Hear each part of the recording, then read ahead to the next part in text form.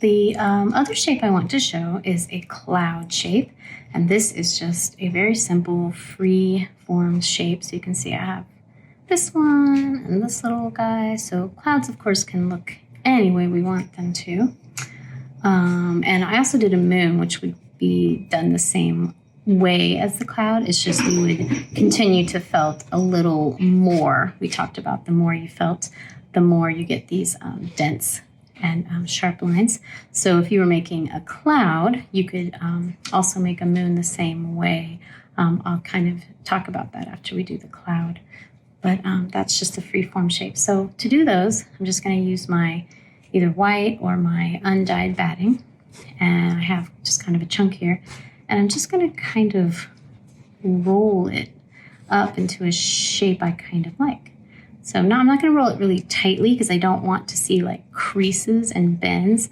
I just kind of want to get a general shape. And again, we have to think three-dimensionally. So we're not just going to flat on one or felt on one side and flatten it. I want to keep it moving. Whenever we're doing three-dimensional shapes, like we did with the sun, or we did with the raindrop, we kind of keep them moving and felt from all different sides so that we don't flatten it out. So this little cloud, I'm going to felt a little this way. Then I think I'll turn it this way, like on its top, and felt down a little this way. Watch your fingers. Again, slow and steady. And then maybe I'll come and turn it again and felt down this way. So you can see I don't want to felt from just one angle or else it's going to get very flat. And we want our cloud to be kind of poofy and fluffy like a cloud. So I'm just going to kind of go with whatever I feel like I think my cloud should look like. Kind of tucking, shaping. Maybe I want like a little indented line kind of here to go in. So I would just concentrate my felting in that area there. If you can see that, to give that sort of a little indentation. And then if I want this part to be a little rounded, I can tuck this in. And again, just keep moving it. I think that's the key to doing three-dimensional forms, is to keep it moving. And that can be challenging for people. It is a different way to kind of work and think, but it's very much like clay, I think, if you've ever worked with clay. So think about it that way. So I'm going to come over here now. And there's no right way to make a cloud, as you know, so I might put a little dent here. And you can see my cloud is just kind of shaping up to be a blob, but that's really what we want. If you get these little other, sometimes dark felt gets in there, you can just pull those out. And I can just keep working until I'm happy with my cloud. And again, the more you felt, the denser and smaller it'll get. If you want it real fluffy, you can just barely felt it all until you're happy with your little cloud. Now, if I was going to make something like this moon, I'm going to use this color.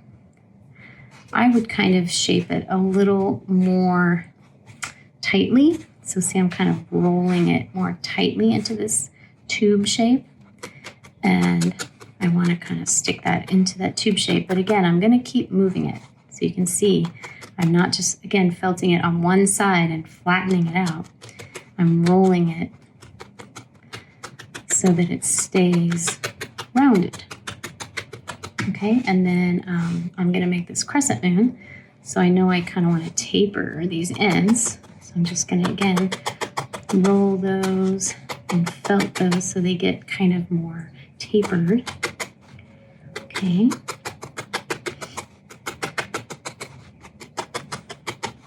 And notice how I pick it up because it does stick into the mat a little bit. And down here where I want these ends to be, I'm going to kind of bend these little fuzzy parts on the end, and I'm just going to work on that end and go pretty slow because you're working very close to your fingers. So I would go kind of slow and again keep turning it, but I can hold that. Just gentle, gentle. And again, I wouldn't recommend starting with these freeform three-dimensional shapes. I would recommend starting with the cookie cutter shapes until you get a handle on how to hold the needle and how to kind of manage it without stabbing yourself. Because obviously anytime we're working like this, close to our fingers, we do risk stabbing ourselves, and it does hurt, and it probably will bleed. So just go nice and slow. And you can see we're just starting to get like a little more of a concentrated end there. Then we would do the same thing for the other side. Kind of want to get that a little tapered.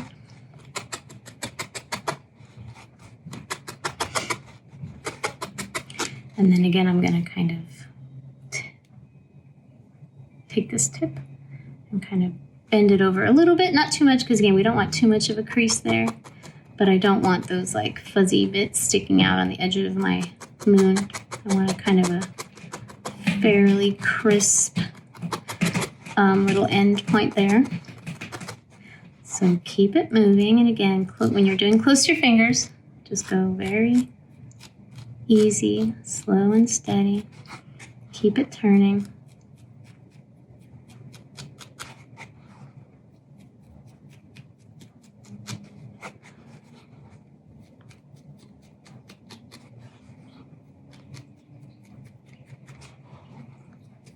And then again, we've got kind of a little bit more of a nice ends on there. So then, to get our moon shape, I'm just going to decide which way I want to curve it. I think I'll curve it this way. And if you see, I kind of hold it that way. And if I've needle felt, see, I'm not going down, I'm going this way because I'm kind of, I'm wanting to direct this shape this way from both ends to get that curve. So again, be careful, don't stab yourself, but we're going to kind of direct our stabs into the shape that we're trying to get here. And again, I don't want to just bend it in half because I'll get this little curve. I want to gently hold it, and then as I go, we'll kind of nudge it in that direction into that curved shape.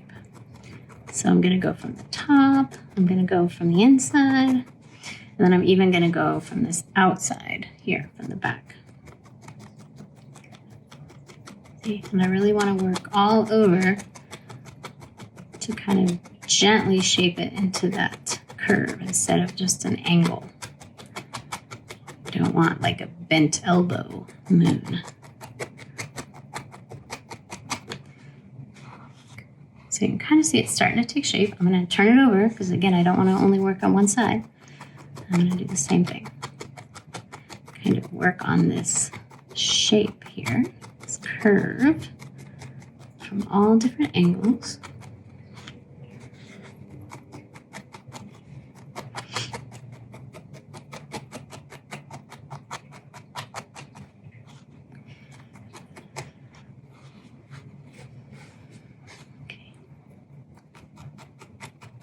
Work on the inside, like we said before.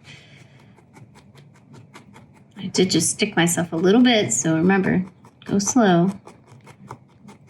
Don't want to bleed all over your project.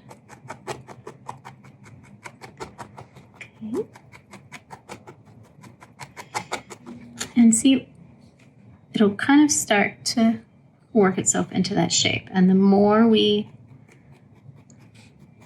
felt and shape while we keep it moving, the more we're going to slowly shape it into this this crescent moon shape. This one kind of looks like a fortune cookie because of the color I picked, but you can see that it's already starting to go. And if you can see here, there's kind of lumps. We talked about this in that introductory video. There's different gauge of needles. So I'm using this really large gauge, which is a smaller number, but a bigger size needle. If I switch to a finer gauge needle, then I can get a little less of these bumps and dents. I can get them to be a lot more smooth. So that's the advantage to having a set of needles versus just one. I do recommend starting out with a thicker, smaller number needle, which is a thicker gauge needle, because they are less likely to break and they do felt faster. But if you do have the money and want to have a kit that has different size needles, I think that's a really good way to go if you plan to do a lot of felting, because you will want to have some finer needles when you start to do more details.